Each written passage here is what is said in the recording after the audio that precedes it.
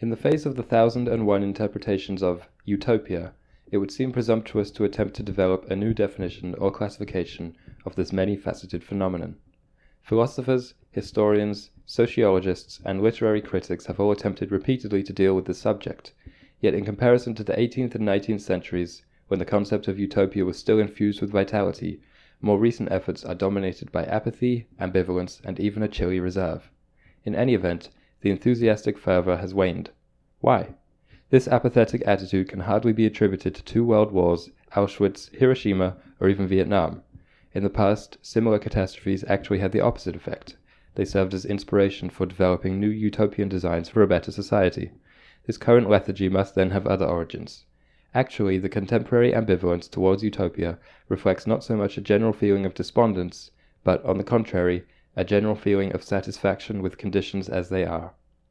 That's a quote from The Necessity of Utopian Thinking by Jost Hermand, and he wrote it in 1975, which I found interesting, because it's kind of similar to where we are at today. I didn't realize what he described was taking place in the 70s, that there was really a dearth of utopian thinking, but it seems like there is today, or at least it masquerades, it's present, but it masquerades as this kind of anger, which we see in a lot of activism. Yeah, so this is the 4th episode in our Ideal City series, where we'll be wrapping up our thoughts on our ideal city. I don't know how you wanted to structure it, but I decided to have a bunch of questions that we could ask and discuss. Sure. Cool. So my first one is, how will the cities be connected to each other? And did you have an answer for that? Well, we've discussed it kind of in our trains episode, but I think trains make sense, and then they could come into like the outskirts of the city, and then people would be able to get on buses and head to their homes, or there'd be maybe like transport trucks to transport any supplies that are really that they're incapable of producing there. I'd rather just be transport trains, cargo trains. Yeah. I really just don't think there is a need for highways.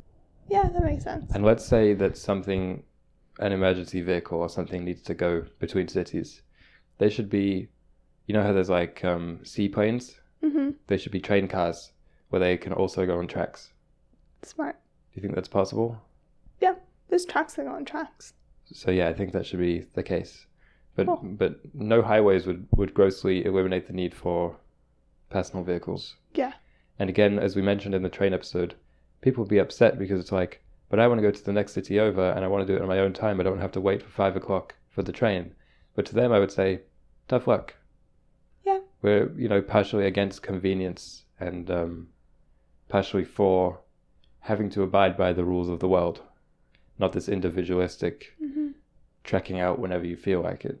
Yeah, and in the ideal city, it's not like there would be, like if someone was, like really needed medical attention, the need to go to the next town over wouldn't exist because everything would be in, like if it was an emergency, they wouldn't need to go like right at 3:25. They could wait until the train. Right. Or like the services could get to them. Okay, so we have these train tracks between cities, and around the train tracks and surrounding the cities is just absolute wilderness. Yeah. I like that. Me too. Does that sound safe for the train tracks? What about all the animals that might try and go on it? I think you can just put up like fences on either side. Yeah, true. Yeah. I don't know too much about how they do that with trains nowadays, but I'm pretty sure it's something like fences or some kind of deterrent, the noise. So you said the cities would be surrounded by wilderness. Right. How would the people get to experience nature then if they're not allowed in the like deep wilderness? Well, or are they allowed? Yeah, I don't think you can keep people in. That doesn't sound right. No, I know. But so they'd be allowed. There just wouldn't be any roads beyond maybe intermediate trails, maybe some hiking. Yeah. But it would be kind of at their own peril because, there's bears out there. Yeah, but it'd be more of an adventure than it is going into the woods now. Yeah, much more dangerous. Because right now it's like there's woods, but like 500 meters and the others, if you head straight, you're just going to hit another road. Yeah. For the most part. Well, there can be nature inside the city. There can be more tamed nature, parks, gardens. We mentioned this on our on the first episode, which was about the types of buildings and the types of locations which would be inside the city. You said parks and gardens, and I agree with that. Some hiking trails, some gardens are kind of like the most domesticated form of nature. but I don't think there's anything wrong with them. It's just showing kind of a different way of interacting with the natural world, maybe in a way which is kind of domineering, but it has beauty as its like maiden goal, so I don't think there's anything wrong with that. Yeah, I think gardening is also a really good learning experience because I would know nothing about plant biology if I didn't garden. So That's it's true. cool to like know the different types of plants, and then when you go on a hike, you're like, oh, that's one of those in the wild, or that's, strawberries or something I can eat. And So there could be it's a good teaching experience. rooftop forests, Yeah. whatever. Things like that. Just be creative, plant seeds basically wherever you can. Yeah. There would be, I think, more untamed nature within the city because I think it's important for people to be exposed to that. A lot of people go their entire lives without being in just like complete untamed areas, Well, only that in would like manicured parks. It'd be kind of tough. Yeah. But just that there's an in-between between a patch of grass and like the wild jungle. Yeah, I think the city would mostly represent that. Good point. Do you think people would be scavenging more in the wilderness? Or like farming more or anything like that? Oh, you mean farming inside the city? Yeah. Yeah, I mean that would be the ideal because so for the city we would have big farms elsewhere, which get kind of trained in, similar to how things are now, but that would mostly, hopefully, supplement local farming, local agriculture. I'm just not like naive enough to think that a whole city could sustain itself with small farms within itself, like it couldn't. No, but I think supplementing is a good word. And the things that are trucked in aren't going to be like cantaloupes if we're in Canada. No, it would be grain. Yeah. The thing is like, where's the grain going to go inside a city? So I think often sustainable people, when they're talking about degrowth or local farming, it's quite naive. It's like, yeah, you can grow vegetables and zucchini and things, but there's a ton of stuff that you just need at scale. I feel like you can't make like oatmeal. Yeah. Stuff like that. That's a good point. I never even thought about how hard it would be to grow grains within a city, or even just like one local farmer to provide for the whole town. That'd be it's like not possible. a lot. Yeah. So what about like luxury food items? Would those just be completely non-existent? You mean grapes? Grapes, moums. Yeah, I think Like- that would be mostly non-existent. Okay. Moums moums are like a big candy brand for people Yeah. who don't know. That kind of represents big companies feeding us. And I think that's the thing which, for me, degrowth, that's genuinely one of the things that I would be most looking forward to, is that I don't like the idea of eating food out of a box, branded food out of a box. It seems wrong, it seems unhealthy, and it's just so dehumanizing. I don't know. Yeah. It really takes you out of yourself and the world. It treats food just as another product, like a book or a movie or whatever it may be, or a piece of clothing. That's not. Food should be something different, and growing it yourself or having it grown around you is just kind of a spiritual thing. Yeah, or if you have like imported sugar, chocolate, and once in a while we get cherries. Yeah, Then you can like make your own sweets. That's cool enough. Every October, let's say, oh, we're getting the shipment from Colombia, and they're bringing in the sugar. Yeah. So that's cool. Well, actually, sugar you probably need year round. But like they're bringing in the coconuts. Yeah. But there's like specialty things, and like there's still, you can make sweets. And like, who's going to say that an apple Danish is less tasty than like a packaged Kit Kat? Like No a one. homemade baked And it's more good unique. is much It's less better. standardized. Because Yeah. then each city has its own Specialty. flavor of delicacy. Yeah. What was I just going to say? Oh yeah, what about meat? I think people can eat meat, but just it needs to No, I decrease. mean, where is it being farmed? I think every town would have chickens a running couple around the city? farms. Well, chickens can live in cities. What? Yeah. What? People where we Chicken- live have chickens. The chicken district? Yeah, the chicken district. No, I think every town would have a farm or like a couple farms. Okay. And one of them might be like a poultry farm. One might be like a cow farm where you Sure. make milk and stuff. Well, depending on the size of the town. Mhm. But yeah, I mean, that's one of the necessities. So maybe that's probably one of the things that would come in as well, because that doesn't sound like enough meat to feed a city. Yeah. Hard to say. Because I didn't know like small towns used to just have like people would just farm. But we're still picturing a city. Yeah, that's true. So yeah, that might be something that needs to be imported, but it would be less processed. You're not getting Yeah. Schneider's sliced deli meats, maybe. Well, it wouldn't, yeah, hopefully it wouldn't be so Branded. commodified Yeah. and preserved. Yeah, but maybe you could get an import of like meat products, then your local butcher would prepare them and make the pepperonis. Oh yeah, that's another thing. So let's say we're talking about. So at the end of this episode, we're going to kind of summarize the series by doing a day in the life of a ordinary citizen inside the city. Them going to an actual butcher and, I don't know, florist. Like the specialty commerce has really gone by the wayside in maybe, I don't know, late stage capitalism. That sounds correct? Sounds correct. I mean, you go to Walmart and there's like a butcher area and there's like a deli and a florist, but there's no person there doing it. It kills every small business, which is a butcher, deli, or florist. Yeah. Or in my case, like a garden center, because a lot of big supermarkets have started selling tropical plants or annuals, and they're kind of usually worse quality, but they're at a cut price, and most people just want to pay the lowest amount of price for every product available, and I don't really blame them for it, which means that specialty stores are it's very hard for them to survive. Yeah. Small businesses. Do we want to talk about the roads inside the city? Yeah, that's a good... We talked about the roads outside the city. So, like, how are we connecting all these buildings? How are we getting around within this nice utopian land? So I think it would have to be, like, concentric circles of buildings. Or, like, for the most part, like, there's a center, and then there's, like, little tentacles going out towards the edges. Okay. And then I think some of those tentacles or veins would be bus routes, but then going off them would be more like sidewalks or like pedestrian streets. Okay. I don't think everything needs to be paved necessarily. Like the bus roads would be nice if they were like always super well maintained, but then there's like pedestrian trails maybe. I'm a little bit less fixed than you. In the last episode, we kind of denounced the idea of pre-planning a city, perfectly, a la Walt Disney or Dubai.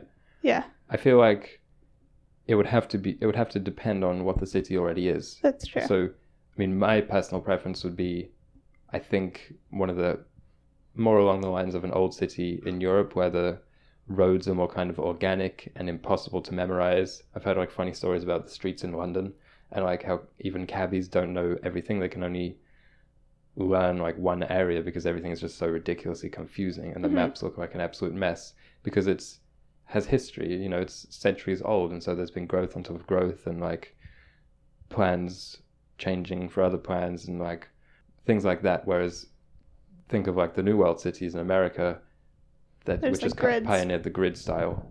Yeah. And that sounds, it seems kind of soulless to me, but it doesn't to say that is just wrong, and so we need to somehow change it and make it rounder. It's like that doesn't really make any sense. So you can just say, each city has its identity when it comes to the layout, and how can we best suit these principles to that existing layout. Yeah, good point. So I would say something like having a city center. That sounds like a good universal thing. Yeah. Because that's where people can go. I don't like when you have the movie theater at one edge of the city and then the restaurants at the other end, because that's how a lot of cities are where we are anyway. Yeah. And it makes it an absolute necessity to own a car because the busing is also really poor. You said paving. What about cobblestones? Stones. I just think the streets need to be well maintained. Is like the biggest thing for me. Yeah, or some kind of sustainable material. Like I've seen a few of those for roads. Yeah, you can make like them out of tires or something. Yeah, or depending on the climate. They make it cooler, or there's special stuff for water drainage, things like that. And in situations like that, in materials and engineering, I'd be okay with just going as high tech as possible. I think it's cool. Makes sense. As long as it's not boring. I just want things to be cool and like exciting. Yeah. I feel like everything in the town needs to be like a field trip opportunity. Like we were saying on the last episode, we went to a field trip to like the recycling plants when we were kids. But we had to take a school bus 25 minutes. Yeah, but now it's like you can just go out on the street and the teachers are teaching you about like, oh, these roads are solar panels or whatever. These roads are solar panels. I love that. Yeah, walkability is the absolute main ideal which we're aiming for. Yeah. You don't want to have to own a car. Exactly. And to be honest, you don't want to have to bus everywhere. Yeah. I don't like that. I mean, for some of the bigger cities, it's a necessity. Mm-hmm. What about trams instead of buses? Ooh, that'd be fun, like in the downtown area or like the city center area. Yeah. It would be, one, more reliable. Yeah. In terms of the time they come. And two, they could be driverless. Exist on tracks. Yeah. Smart. And I feel like tracks would be easier to maintain than roads in some places. Well, they could be wide roads, and I think trams are quieter is a thing. Okay. So the people in the trams can share the roads, and it's a little bit more safer than a bus, I would imagine, because not going off the track. Yeah. I don't know, they can go slower. Cool idea. I've always wanted to be on a tram. I don't think I ever have been. The only thing which would be, so there'd be a bike lane, maybe a walking lane. Like, I'm picturing wide roads. Okay. Like, you could have parties in them and stuff. Yeah. I don't know.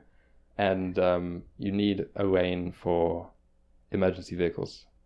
Yes, makes sense. That's the only thing which I can think of, which is kind of a necessity to have a vehicle for. Yeah. Or like the trams could like convert like transformers when they need an emergency vehicle. Ooh, that's like, exciting. There's like zip Like whoever's nearest by. Yeah, and then it goes off the tracks and like goes on the road. And that could all be automated if it's like driverless. Yeah. That seems really doable. But we need a person. Why? If someone's like having a heart attack, you can't just send the tram. Oh, I guess to go get them and bring them to the hospital. Yeah. But EMTs like treat people on the way. Yeah. Okay, so scrap that idea. Yeah. But just, keep that in mind, the transforming tram. The tram. Wait. It could be called the Transformer. There we go. Yeah. Our new movie coming soon. I got it. Tram. Oh no. From the same great minds that brought you the name, the Environmental Podcast. But I think, transforming trams. It's just like sci-fi ideas like that. Yeah. Let's bring them in. Yeah. Why not? Bring them in, see how they can fit into your community. It's kind of the whole point. The other thing with roads is that it would depend on climate. Yeah, exactly. So, like our campus, or a lot of campuses have underground tunnels because we live in Canada, so it gets snowy. But if you're not, and that could be something which we bring to the city at large, would be really cool. Or even just those covered walkways. Yeah. But if you're in like a tropical town, obviously you don't want that. So it depends on the architecture and the climate. Yeah, exactly. We love the underground or like subways and stuff. Oh yeah. But it just like depends on the city. So like, let's say we're trying to degrow New York. Keep those. Yeah. Make them solar. Yeah, and then just make the roads pedestrian and emergency vehicle. There you go. There we go. You just solve New York and tram. Yeah. You can take the idea in New York. We don't mind. Yeah. So I had another question. Okay. What would people's relationship be to art and each other? 2 questions, but I feel like they're kind of connected. This might sound a little bit Marxist, but that thing with like us being disconnected from our work, I think that's why I like the idea of the automated trams, is because automation and robotics and AI in general means that it's exciting for humans, because it means that we don't have to do so much manual labor, brainless manual labor, which most people don't like to do. Most people don't grow up wanting to like work in a coal mine. Yeah, well, not even a coal mine, but just be a cog in a factory. No one wants that. So in factories, I've already seen it becoming automated, but things like bus driving could become automated if it was just a tram on tracks. Yeah. So I think people would be more enabled to pursue their true kind of calling and passion, things which enjoy them, or things which they enjoy. And that also goes along with what we said about the baker and the butcher and the florist and that degrown world, because there are a lot of people who grow up wanting to be bakers, but oftentimes now they end up at a supermarket, preparing those like frozen breads. Yeah. Which is unfortunate for them, but it's just a thing of the world today. Yeah, and I find as things become more automated, people are attempting to pursue more artful careers. Like people are making films or making like YouTube videos even, but the internet has definitely democratized creativity a lot. That's something which we mentioned in our lo-fi episode, which we'll be releasing next week. Yeah. That everyone can produce now. Yeah. And everyone can share, and that's a good thing for the furthering of like humanity's art forms. Yeah, but just in terms of a relationship with other people, that's why I mentioned it, because I think if you're going to buy some meat for a sandwich, you go and you ask Pierre at the deli. Yeah. Whereas right now it's like you just go and pick it off a shelf. Yeah. So I think that would kind of naturally grow our relationships with people, and not even our specific like network of people, but it would change our conception of what other people are for. Mm-hmm. Kind of, right? Because so right now you feel like you don't need anyone else to survive. It feels like you're in the world by yourself, kind of. Yeah. And that everyone else, or for me anyway, and that everyone else is just kind of irrelevant to you or something. Yeah. But this really plants you in a community and lets you know your reliance on other people. We're already reliant on other people, but it's outsourced and it's so away from us. So for instance, when you're going to buy that deli meat, it was made by people you don't know and packaged by people you don't know. So there's a big difference. I agree. And you said like Schneider's Meats, which Yeah. is a brand here in Canada. It's like you don't know Schneider. You don't. And you don't know where it was farmed. I feel like that'd be a big thing. Like, even if the meat was imported from like a nearby or like a slightly farther away farm, Yeah. you would know where it was coming from. It wouldn't be Yeah. like, this could be from BC, it could be from Quebec, it could be from like somewhere in the States. You just have no idea. So I really think that would grow our appreciation for other people and grow a sense of community, as well as kind of the main thing now which removes us from community is the internet, which can be so personalized. You can just plug into it whenever you want to. Mm-hmm. We've expanded our thoughts on that multiple times over different episodes. And in this ideal town, obviously, we have a whole building which just has the technology. So if people want to go there, okay, you can go there, but there's other people there. Yeah. So that also creates a sense of community, even in escapism. Mm-hmm. Very cool. Kind of like a movie theater. It's like it's escapism, but you're with other people. Yeah, we've been to a lot of movies, and we don't know a single other person there, but we are so excited to be there on the opening night of, like, Portrait of a Lady on Fire, and everyone else is. And I'd prefer it to streaming it on a laptop, and I'd prefer it even to a home theater. Let's say with the screen just as big and everything, it just feels like you're in your own world. Yeah. Which I don't usually like. I agree. It doesn't seem healthy. I think in the ideal city, people would also, we mentioned last episode a lot, but just I'll reiterate it. People would really care for each other. It'd be like a care-based economy. So it would be like teachers would be paid the same as people who were like babysitting or people who were writing books. Like everything would just be valued, I think, for like its true value. Because someone who writes a book is very valuable because that book changes. It's still a market. Yeah. So it's still kind of will figure out itself to an extent. There's obviously subsidies and things like that, but we want government to be less involved on a local scale. Yeah. But what you said about people caring for each other more is definitely true. Yeah. Or hopefully. What did you mean about our relationship to art? I just wanted to say it would be way more present. Aesthetics would be valued more? Yeah. I agree. Well, let's talk about graffiti. Okay. Do you like it? Yes. Okay. I always get excited when there's a new piece of graffiti, especially when it's, if they just spray paint a bad word on the side of a building. That's not what I'm talking about. I'm talking about someone who, like, had an idea or a concept to spray paint something about a cause that matters to them or a concept that they had in their mind. I feel like in the ideal city, maybe there wouldn't be graffiti. It would just be, there'd be more outlets for people to... Yeah, that's an interesting question, which I'm not really knowledgeable enough to answer. Whether graffiti is itself inherently like an act of rebellion, or whether it can just be like a nice, I'm contributing to the city's aesthetics, in which case, go for it. Maybe you need a permit. Yeah. But most graffiti just seems like it's the former that you describe, which is kind of defacing. Yeah.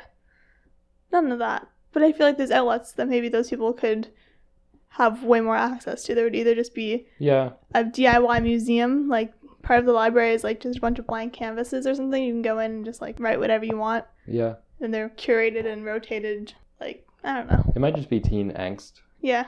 I guess your relationship with art comes from the schooling and comes from what's available to you. Yeah. So if, let's say for the night out, we had a building like you just described, hey, 6 people are allowed in this room and you can paint it. Yeah. That would be cool. Would be. And I think students and adults alike would just have a lot more access to... Well, there'd be free museums and free galleries. Yeah. So that's very helpful. And the movies would be less corporate that they're seeing, and the music would be more... All over the place? All over the place. More varied. You're not just playing the same radio channel all across the city. There's different... Like, one place has Baroque music, one place has, like, pop, one has lo-fi. And people playing in the streets? Yes. Maybe that's kind of like musical graffiti.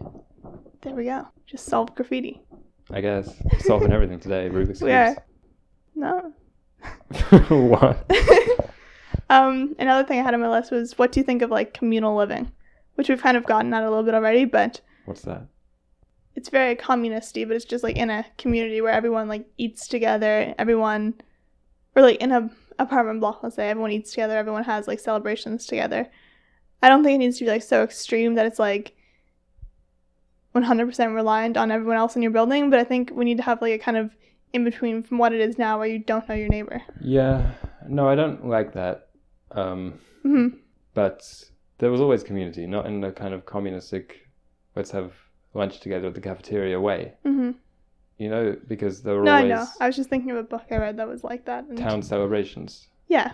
And Sunday church. Not that we're advocating for only Christian cities. Not that we're mandating Sunday church, but just that there would be things like that. Yeah. Because it's not so much about the religion for me in the community, it's more about the community. Yeah. So let's say, like in The Grinch on Christmas Day when they're all hand in hand around the town monument, singing, things like that. Yeah, and there could be maybe like a day of the week that is like a rest day or something, or like a day when all the museums are completely free, or like there's like just events, concerts and stuff. Events. Yeah. We see it even in our city. They do work. We have a doors open day where all the kind of historical sites people can get excited for and go to. Or we have like buskers. A festival for buskers, which people go out and about and see. And every November or October, there's like an art week or art night, maybe, where there's like art exhibits all over outside. Yeah. And people can go out and see those. And also Hamburger Week. It's true. Where there's random emphasis placed on hamburgers and people get together to eat. So like it does work. Yeah. What I don't like about it is the driving required and kind of how spread out they are and how seemingly random. But let's say you have one or two of those every month. It does work. Yeah, and if the city was walkable, it would just be so nice. Where you'd be bumping into people. It would be like a campus feel. Yeah. As we've said many times. As well as not just kind of fun events like that, but the politics. You feel more involved in those because, as we mentioned in a previous episode, we have a town hall which is open and everyone is kind of encouraged and more excited about going to the meetings. How can we make this town better? You know, what color are we going to paint that building? Planning events, allocating money through taxes and stuff. Yeah, it'd be like student council, but cooler. Yeah, way more cool and less corrupt and more inclusive. Yeah, exactly. Because that's what like student council would always do, but of course it was like very exclusive and corrupt. But you'd go and you'd be like, okay, we have this event. Who wants to head that up? And that's what the town hall could be like. Like, who wants to be in charge of Burger Week? Who wants to be in charge of painting this building or like designing the new graffiti room? Yeah. Oh, another thing about our relationship to art, public buildings should have art inside them. As we mentioned in the buildings episode, the idea of like frescoes where the art is inside the wall. Yeah. Rather than an afterthought painting hung up because, oh, this room looks empty. If it was like foundational or when you're building, even in the architectural schemes, it's like, okay, we're going to have the ceiling painted. You know, just that kind of ambition. Yeah, or like sculptures or moldings. Yeah. 100%. Very cool. And it doesn't have to be one style. Every city could have their own style because to reflect their culture and values. But we still like the idea of a fountain outside the town hall. Yes. And it could have lights and like light up different colors for different... Yeah, the water. Yeah. And sometimes they could like replace the water with chocolate milk or something during one of the events. It'd be one of the festivals, the chocolate milk festival. There'd be almond milk, soy milk, you know, just for those who aren't into dairy, but... You like are planning the festivals and you go, well, we need gluten-free week. I'm like, anyone? Who wants to head that up? There's one pale kid. Why do you want to say they're pale? We're pale to people. You can tell when someone's gluten-free. Like, it does something to their body. That sounds incredibly offensive. And I feel like you're only getting away with saying that because you're gluten-free. If I had said that, you would call me a bully. I'm sorry. It's just how I feel. I'm sorry, my fellow gluten-frees. Yeah. Did you have any other things you wanted to chat about? Not really. We could just go to the day in the life. Ooh, sounds fun. So, let's set the scene. Okay. You're a person in the city. You are a 26-year-old man or woman. Personally, I'm a woman. Let's just say you're a 26-year-old person. Yeah, male or female, better. You can apply it to whatever you are. You live where? I would live In a house. Oh, okay, so we're going to be asking you? Yeah. I'll interview you, okay? Yeah, this makes more sense. Okay, cool. So we have 21-year-old Alicia. Hello. She's a university student. Where do you live? Recently I purchased a house on the outskirts of the River? Of the river, yes. I have 5 chickens. So I have to wake up early to feed them and release them into the pen. Okay. You wake up early, you feed the chickens, you release them into the pen, you go outside and take a deep breath and you go, the clean city air is really invigorating me. Yes. You go inside, what do you have for breakfast? For breakfast, I have some apples. Where'd they come from? The local apple tree. Okay. Because apples are something that grow here. I'm pretending like the city's placed here just because it's what I know the most. So I'd have some apples probably, and strawberries, and then a little bit of yogurt that I made myself. Ooh. Because yogurt is easy to make. No, not from the chickens. A little bit of yogurt, and then I go outside, put the chickens back in the pen. If anyone doesn't know, big chicken fan. What are their names? Lucy, Molly, Timothy, Maggie, and Aaron. Uh-huh.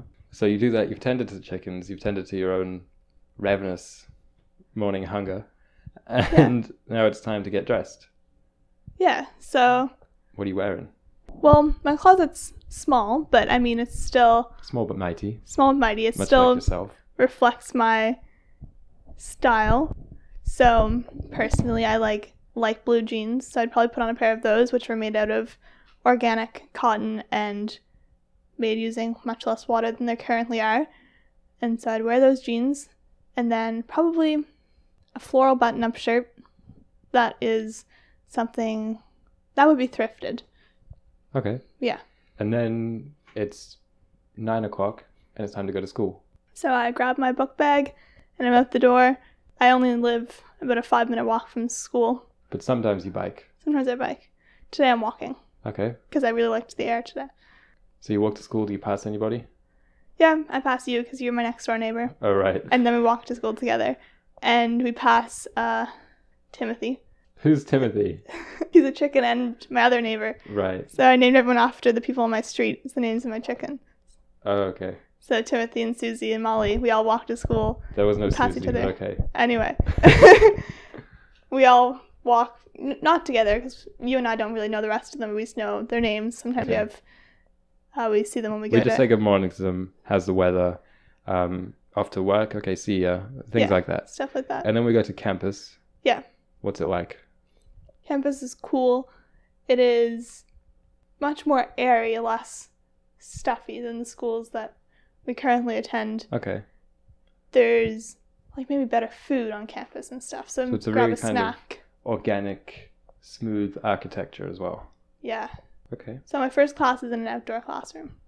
Oh, I see what you mean. So it's kind of like a amphitheater vibe. Yeah. But then my second class is in a lab. And so I go to all my classes throughout the day, and after school you and I were going to go to the library. So it's 3 p.m. We go to the library to catch up on our homework and study what we've done for today, and maybe do some light reading. There's no laptops in the library, though. Right. We mean the book library. The book library. So we're there, we're studying until about 4:30. And then we leave there, and I say, I'm hungry. And I say, I don't feel like cooking. And you say, I also don't feel like cooking. Because I can't cook. Yeah. So we go out to eat. And we know that... We walk there, of course. We know that Bethany has a really good sushi restaurant. So we go to her place. Oh, she owns it? She owns it, yeah. Okay, I see. So we go over to Bethany's and she says, hey guys, how's it going? How was school today? And we say, oh, good. And then we eat some sushi. You don't really like sushi, but we... Where do we go after the sushi? How do we spend the evening? Well, it was Friday. Okay. We'll say. Oh, so the town's having their Friday... Okay, here's something that I found really cool. In my high school, every Friday at the end of the day, they would play music through the sound system. Okay. I don't know, it was kind of nice. There'd be cool music playing. Cool. So maybe the city could have, obviously it couldn't be like mandated like that, but it could be an unofficial tradition. But everyone like plays some music. Yeah, at 5:30 p.m. every Friday, every place maybe they've assigned a song, maybe they've like chosen a song together, voted on it, Yeah. and they're playing it. Cool. So they're playing American Pie. Yeah. And we're walking out of the sushi restaurant. Yeah. And then we're probably gonna, I wanted to go somewhere with some music, but maybe also some, like, I want to make something. So I'm gonna go to the pottery shop. Ah. And there's live music there. So probably head there for a little bit. Stop into the night gallery on our way home. Then we go our separate ways, and obviously have to feed the chickens again. It sounds like a good day. Yeah. Sounds like a nice world. Never had to touch a car or even a bus because I was able to walk everywhere. You also didn't mention any mass media. I find that interesting. We didn't go to McDonald's or check Instagram? No, not like, well, yeah. I check Instagram, I guess. There was no newspaper. Yeah. There was no what's going on in the world today. True. So just a focus on local events and local politics. Yeah. It's the global stuff that kills you. Yeah. Because you want to be, like, if you feel that's your calling to help somewhere else, then... But I feel like everyone's just, like, inundated with... I don't know if there's a way to be genuinely happy if we think like that, and if we're 24/7 on CNN, or even once a day on CNN. Like, I don't know if it's doable. And I also think it's kind of like a Pandora's box, when once you start, there's no going back. There's no going back to just like that local life where we only think about the chickens. But we can try. I don't know, that sounds super pessimistic. I'm not talking about on a cultural scale, I'm talking about on an individual scale. Yeah. I think once you start doing that, it becomes really, really hard to stop. Yeah, that makes sense. I think in the ideal city, the thing would be that you wouldn't have to be worrying about other communities because the other communities would be okay. Yeah, I mean, that sounds kind of awful as well. Yeah, I know. I didn't think too much about the international ramifications of the ideal city, but... Well, they're everywhere. Mm-hmm. There's still communication, maybe by mail. I guess you get your fix when you go to that internet place. Yeah. But I think this is... Like, the day you described can happen in a lot of places. Yeah, it's not so walkable and it's tough to do, but it doesn't sound like a fantasy. No, I know. But the thing that struck me as sounding really different from every day is that, yeah, there was no mention of the rest of the world or of media. So maybe it's kind of a small worldview which is being put on a pedestal here in this ideal city. Yeah. But you're still engaged politically is the thing. Mm-hmm. And yeah, you're still privy to the goings on in the rest of the world. It's just but it's when you go to the technology place and read your weekly report or whatever. It's just not live streamed in your pocket. Mm-hmm. But having access to the whole of the world's kind of artistic, historical canon is an incredible luxury and educational benefit. But I think it kind of gets missed a lot for just it's not even about the news. It's not even about famine here or like war here or anything like that. It's things like celebrity and paying attention to the behind the scenes of movies or promotion or things like that, which I do a lot, or big companies. It's that kind of, those structures which are seemingly bigger than us and to which we're all tethered and to which we all pay attention, which I think are really not necessities and possibly mostly detriments. Yeah. Very well put. Thanks. Any final thoughts, or that was your final thoughts? I think that was it. It was a nice day in the life. Yeah. And then since it's the weekend, we can go out and visit somewhere else. True. We go for some hikes. Yeah. Take the train across to 3 cities over. Yeah. Sounds good. I think our ideal city wouldn't have like a 5-day work week, 2-day weekend. I think it'd be more, I don't know, like the 4 and 3 split. But we were saying we were in school, and I think education can be any day of the week. Yeah. Anyway. Education can be any day. It's true. Maybe that should be our new slogan. I'll write that down in my head. So as I mentioned, next week we're talking about lo-fi music. We're switching gear. I hope you enjoyed that series on the ideal city. If you liked this one and you didn't listen to the others, feel free to go back and catch up. You can also check us out on Instagram at @the_environmental, where we post interesting behind-the-scenes content of our lives, the podcast, and just more along the lines of our guide to living an artful life and getting off the internet. Ooh, sounds great, Aaron. Hope you enjoyed this episode and have a great day.